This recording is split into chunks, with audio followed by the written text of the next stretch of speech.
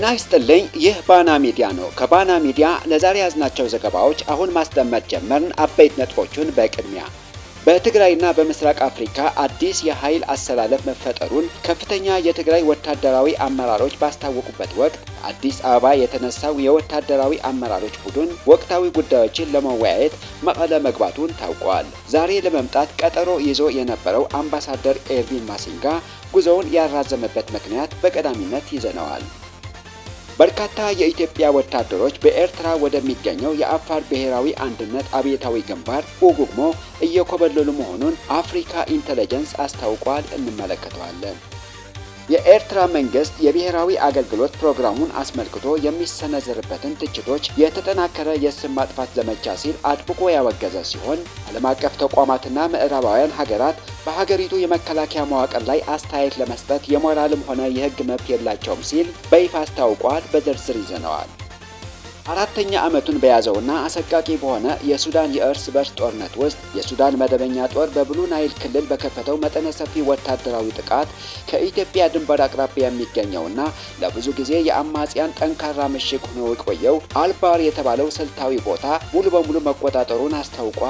የሚሉ ሌሎች ዜናዎች ይዘናል። አብራችሁን ቆዩ።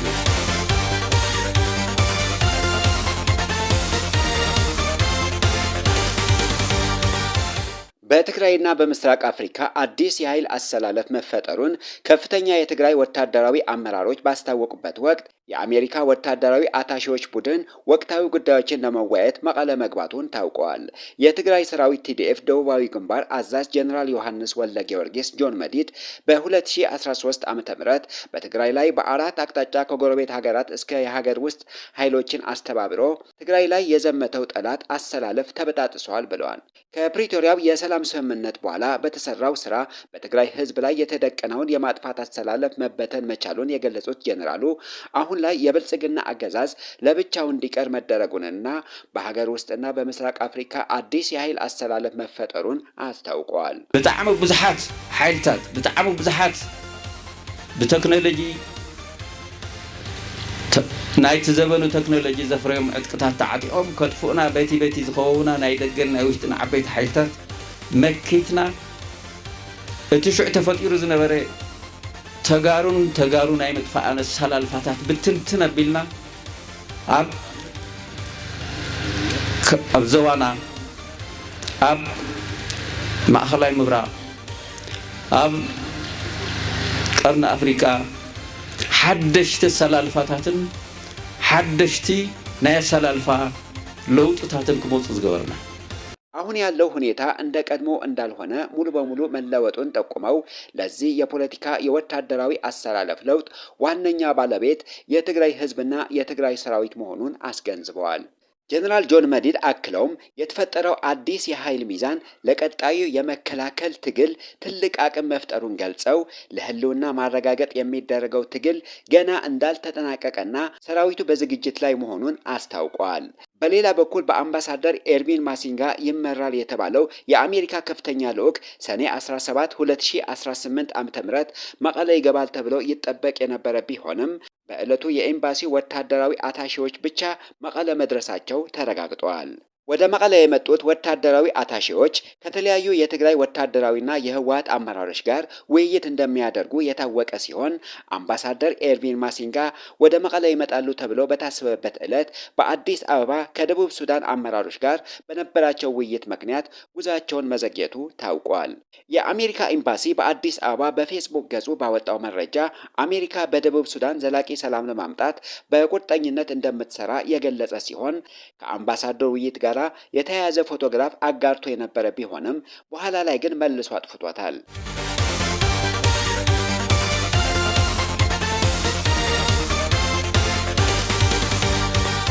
የብልጽግናን አገዛዝ በትጥቅ ትግል ለመጣል ቆርጦ የተነሳውና በኤርትራ ወደሚገኘው የአፋር ብሔራዊ አንድነት አብዮታዊ ግንባር ኡጉግሞ ለመቀላቀል በርካታ ወታደሮች እየኮበለሉ መሆኑን ለአዲስ አበባው አገዛዝ ከፍተኛ ስጋት መደቀኑን ተገልጿል። ወደ ኡጉግሞ ለመቀላቀል በርካታ ወታደሮች እየኮበለሉ መሆኑንና የፌዴራል ባለስልጣናት የኮብላይን ተዋጊዎች ቁጥር ለመግታት የክልሉ መሪ አወል አርባን ድንበር ላይ ታማኝ ወታደሮች እንዲያስቀምጡ ታዘዋል። አፍሪካ ኢንተለጀንስ ሳይንስ ባወጣው መረጃ እንዳስታወቀው የአፋር አብዮታዊ ግንባር ኃይላቸውንና እንቅስቃሴያቸውን እያጠናከሩ መምጣታቸውን ተከትሎ በአፋር ክልል ያለውን የጸጥታ ሁኔታ ለማስከበር የደህንነት ስራዎችን በከፍተኛ ሁኔታ ሊጠናከሩ እንደሚገባ ትዕዛዝ ተሰጥተዋል። ፌዴራል ባለስልጣናት የኮብላይ ተዋጊዎችን ቁጥር ለመግታትና ስጋቱን ለመቆጣጠር የክልሉ መሪ አወል አርባ በድንበር ላይ ታማኝ ታጣቂዎች እንዲያስቀምጥ ተነግሮታል። በአካባቢው እያገረሸ የመጣውን የጸጥታ ስጋት ለመከላከል በሚል የአብይ አገዛዝ ብዛት ያላቸው ሰላዮች ወደ አካባቢው ማሰማራቱን ተገልጿል። መንግስት የደህንነት መዋቅሮችን በልዩ ትኩረት እየተንቀሳቀሱ መሆናቸውን ተመልክቷል። ከወራት በፊት ከ400 በላይ የሚሆኑ የአፋር ወጣቶችና ታጣቂዎች የብልጽግናን አስተዳደር በትጥቅ ትግል ለመጣል ወደ ኡጉግሞ መቀላቀላቸው አይዘነጋም። በሌላ በኩል የመንግስት መከላከያ ሰራዊት አባላትና አመራሮች በከፍተኛ ቁጥር ወደ አማራ ፋኖ ኃይሎች በመቀላቀል ላይ መሆናቸውን የፋኖ ምንጮች አስታወቁ።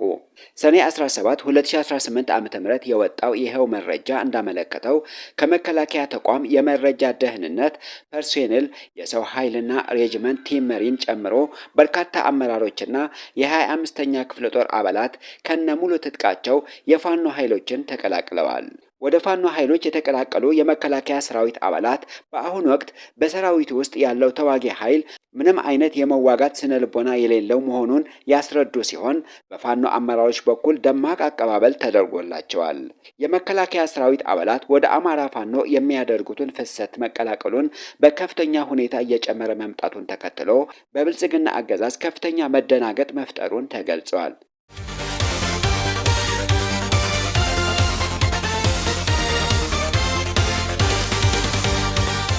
የአማራ ፋኖ ብሔራዊ ንቅናቄ በኢትዮጵያ ለተፈጸሙ ጥቃቶች ትኩረት ለሰጠው የሕግና ፍትህ ማዕከል ምስጋና ቀረበ። የአማራ ፋኖ ብሔራዊ ንቅናቄ የውጭ ጉዳይ መስሪያ ቤት ለዓለም አቀፍ የሕግና ፍትህ ማዕከል ይፋዊ የደብዳቤ መልእክት በመላክ ከፍተኛ ምስጋናውን ገልጸዋል። ንቅናቄው ሰኔ 17 2018 ዓ.ም ባወጣው በዚህ መግለጫ ማዕከሉ በአማራ ሕዝብና በኢትዮጵያ ኦርቶዶክስ ተዋሕዶ ቤተክርስቲያን ተከታዮች ላይ እየተፈጸመ ላለው የዘር ማጥፋትና ከባድ የሰብአዊ መብት ጥሰት ዓለም አቀፍ ትኩረት እንዲያገኝ ላደረገው ያልተቆጠበ ጥረትና ጠንካራ ጥበቃ እውቅና ሰጥተዋል። ፋኖ በደብዳቤው ማዕከሉ የማንነቱ ተኮር ጥቃቶችን፣ የጅምላ ግድያዎችን፣ ሃይማኖታዊ ተቋማት ላይ የሚፈጸሙ ጥቃቶችና መፈናቀሎችን በማጋለጥ ረገድ ያበረከተውን ድርሻ በከፍተኛ ደረጃ አድንቋል። ማዕከሉ በአማራ ተወላጆች ላይ የተፈጸሙ የጅምላ ጭፍጨፋዎች ስልታዊ ባህሪ ያላቸው በመሆናቸው ገለልተኛና አድሎ የሌለበት ዓለም አቀፍ ምርመራ እንዲደረግባቸው ያቀረበውን ጥሪ ንቅናቄው በደብዳቤው ላይ በዋናነት አንስተዋል። ከዚህም በተጨማሪ ተቋሙ ለተባበሩት መንግስታት ድርጅት የዘር ማጥፋት መከላከል ቢሮና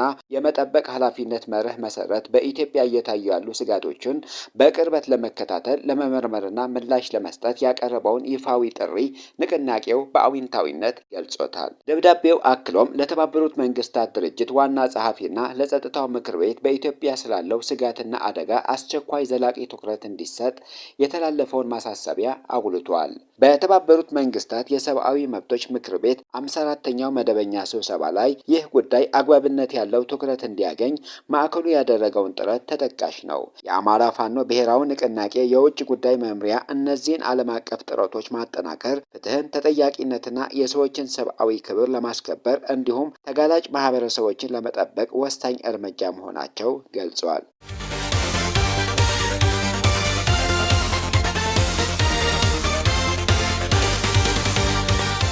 የኤርትራ መንግስት የብሔራዊ አገልግሎት ፕሮግራምን አስመልክቶ የሚሰነዘሩበትን ትችቶች የተጠናከረ የስም ማጥፋት ዘመቻ ሲል አጥብቆ ያወገዘ ሲሆን ዓለም አቀፍ ተቋማትና ምዕራባውያን ሀገራት በሀገሪቱ የመከላከያ መዋቅር ላይ አስተያየት ለመስጠት የሞራልም ሆነ የህግ መብት የላቸውም ሲል በይፋ አስታውቋል። የኤርትራ የኢንፎርሜሽን ሚኒስተር አቶ የማነ ገብረ መስቀል በኤክስ ገጻቸው እንዳስታወቁት ሰሞኑን በአንዳንድ ዓለም አቀፍ ወገኖች በሀገሪቱ የብሔራዊ አገልግሎት ብሔራዊ ውትድርና ላይ የሚነሳው ወቀሳና ትኩረት ለኤርትራ ህዝብ ካላቸው ተቆርቋሪነት የመነጨ ሳይሆን ሀገሪቱን ለማጥቃትና የጥላቻ ፖለቲካቸውን ለማስፈጸሚያነት የሚጠቀሙበት የመደብደቢያ ዱላ ነው ሲሉ ኮንነዋል። ሚኒስተሩ አክለውም ኤርትራ በረዥም የነጻነት ትግል ታሪኳም ሆነ ከነጻነት በኋላ በተከታታይ የኢትዮጵያ መንግስታት የሉዓላዊነት ጥሰትና ወረራ ሲፈጸምባት ዓለም አቀፉ ማህበረሰብ ፍጹም ቸልተኝነትና ጠላትነትን ሲያንጸባርቅ እንደነበረ አስታውቀዋል።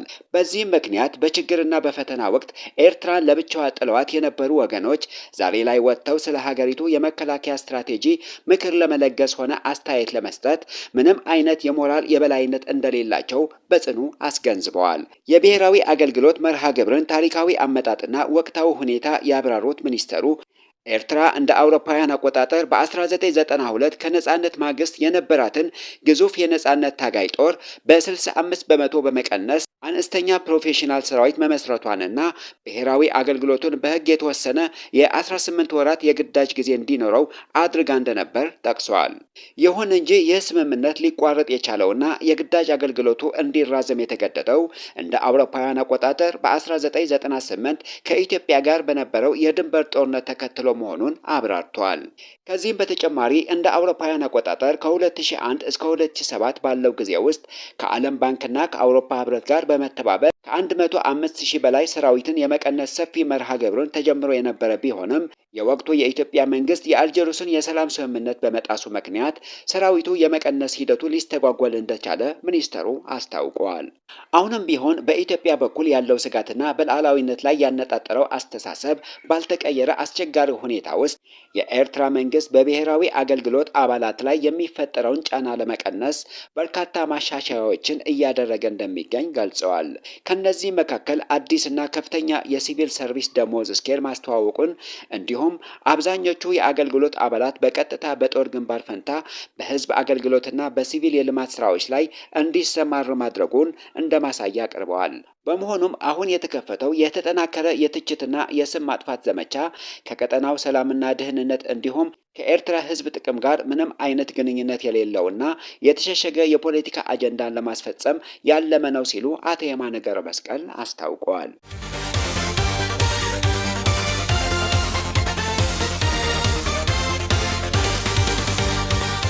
አራተኛ ዓመቱን በያዘውና አሰቃቂ በሆነው የሱዳን የእርስ በርስ ጦርነት ውስጥ የሱዳን መደበኛ ጦር በብሉ ናይል ክልል በተከፈተው መጠነ ሰፊ ወታደራዊ ጥቃት ከኢትዮጵያ ድንበር አቅራቢያ የሚገኘውና ለብዙ ጊዜ የአማጽያኑ ጠንካራ ምሽግ ሆኖ የቆየውን አልባር የተባለው ስልታዊ ቦታ ሙሉ በሙሉ መቆጣጠሩን አስታውቋል። ይህ በወታደራዊ ግንባር የተገኘው ስኬት የተሰማውን አዲሱ የተባበሩት መንግስታት ድርጅት የሱዳን ልዩ መልእክተኛ ፔካ ሀቢስቶ በዋሽንግተን ዲሲ ባለብዙ ወገን የሰላም ንግግሮችን ለማስቀጠልና የተጀመሩትን የዲፕሎማሲ ጭላንጭሎችን ለማጠናከር ጥረት እያደረጉ ባሉበት ወቅት ነው። የሱዳን ጦር ይፋ ባደረገው መረጃ መሰረት በጥቃቱ የጦሩ 13ኛ እግረኛ ብርጌድ በጊሳን ዲስትሪክት ውስጥ ከኢትዮጵያና ሱዳን ዓለም አቀፍ ድንበር 1 ኪሎ ሜትር ብቻ ርቀት ላይ የሚገኘውን የአማጽያኑን ይዞታን የሰበረ ሲሆን ቦታው በጆሴፍ ቱካ በሚመራው የሱዳን ህዝብ ነጻነት ንቅናቄ ሰሜን ታጣቂ ቡድን እንደ ዋነኛ የጦር መሰረት ሲያገለግል የነበረ ነው። ወታደራዊ ጥቃቱን ተከትሎ በርካታ የቡድኑ ተዋጊዎች የተማረኩ ሲሆን ከፍተኛ መጠን ያለው የጦር መሳሪያና ወታደራዊ ቁሳቁስን በሱዳን ጦር እጅ መውደቁን ታውቋል። የሱዳን መንግስት ቀደም ሲል የጎረቤት አገር ኢትዮጵያ በብሉ ናይል ክልል ለሚንቀሳቀሰው ለዚህ አማጽያን ቡድንና ለፈጣን ድጋፍ ሰጪ ኃይሎች RSF ጥምረት የሎጂስቲክ ድጋፍ ትሰጣለች በማለት የከሰሰ ቢሆንም አዲስ አበባ ግን ይህንን ክስ በተደጋጋሚ ማስተባበሏን ይታወሳል። በአሁኑ ወቅት የሱዳን ጦር ዓላማውን አማጽያኑ ወደ ጊሳን የሚያደርጉትን ወታደራዊ ግስጋሴ መክታትና ከባለፈው መጋቢት ወር ጀምሮ በRSF እና SPLMN ጥምረት እጅ የወደቀችውን ስልታዊቷ የኮርሙክ የድንበር ከተማ ሙሉ በሙሉ ለማስለቀቅ ወደፊት ለመግፋት እንደሆነ ተገልጿል። ኮርሙክ የአዲስ አበባ የጥፋት እጆችን ለመቁረጥና የአፍሪካ ቀንድ ሰላምን ለማረጋገጥ ስትራቴጂክ ቦታ መሆኗን ይገለጻል። ከዚህም በተጨማሪ በሰሜን ዳርፉር አልተዋይሻ አካባቢ የሱዳን ጦር የአማጽያኑ ድሮን መጥቶ መጣሉን ማስታወቁ በሁለት ወገኖች በኩል የድሮን ውጊያ በከፍተኛ ሁኔታ መጨመሩን አመላካች ሆነዋል። ይህ በእንዲህ እንዳለ ዓለም አቀፍ ዲፕሎማሲ በሱዳን ጉዳይ ላይ እንደገና ትኩረት አግኝቶ ንቁ እንቅስቃሴ እያሳየ ይገኛል። የተመድ ልዩ መልእክተኛ ፔካ ሃቢስቶ በዋሽንግተን እያደረጉት ያለው ዲፕሎማሲያዊ እንቅስቃሴ የተስፋ ጭላንጭል እያሳየ ቢሆንም ይህ ጥረት ግን በኤል ኦቤይድ ከተማ ላይ እያንዣበበ ባለው አዲስ ወታደራዊ ስጋት የመክሸፍ አደጋ ተደቅኖበታል። የፈጣን ድጋፍ ሰጪ ኃይሎች RSF ኤል ኦቤይድ ከተማ ላይ ሌላ መጠነ ሰፊ ጭፍጨፋ ሊያካሂዱ ይችላሉ የሚለው ስጋት በዓለም አቀፍ ማህበረሰብ ዘንድ ከፍተኛ ስጋት የፈጠረ ሲሆን አሜሪካን ጨምሮ ሌሎች ዲፕሎማቶች ይህንን አሰቃቂ አደጋ ለመከላከል ማስጠንቀቂያ እያወጡ ይገኛሉ። በአሁኑ ወቅት በብሉ ናይል በዳርፉርና በኮርዶፋን ክልሎች እያገረሸ የመጣው ውጊያ የንጹሃን ዜጎችን መፈናቀል የባሰ እያፋጠነው መሆኑን፣ በሱዳን ያለው ሰብአዊ ቀውስና ረሃብ አሳሳቢ ደረጃ ላይ መድረሱን የሰብአዊ መብት ተሟጋቾች ገልጸዋል ሲል ሱዳን ትሪቢዩን ዘግበዋል።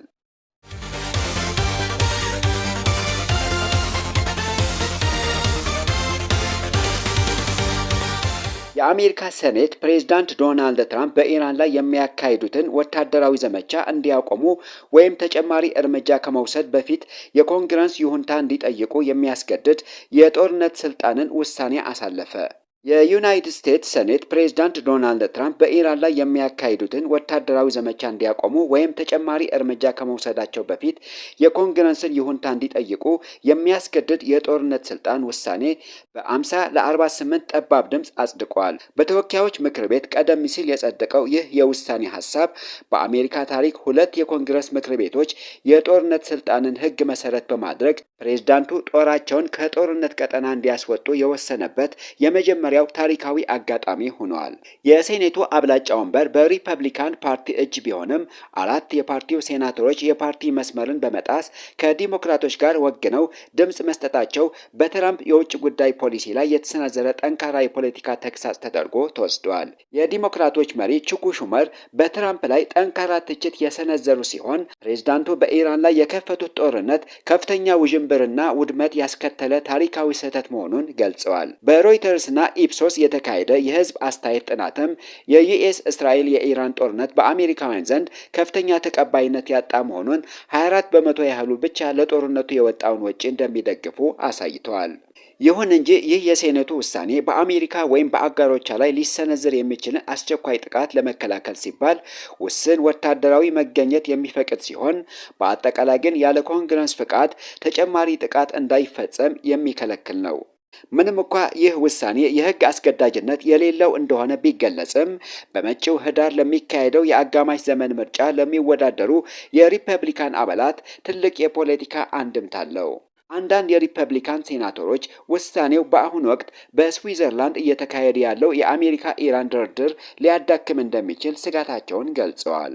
ፕሬዝዳንት ዶናልድ ትራምፕ በበኩላቸው በጦርነት ስልጣናቸው ላይ የተጣለውን ገደብ ውድቅ በማድረግ ቀደም ሲል በነበሩ ፕሬዝዳንቶች የተፈጠሩ አሰራሮችን በመጥቀስ በእሳቸው አስፈጻሚ ስልጣን ላይ ምንም አይነት ገደብ እንደሌለ በይፋ ተናግረዋል።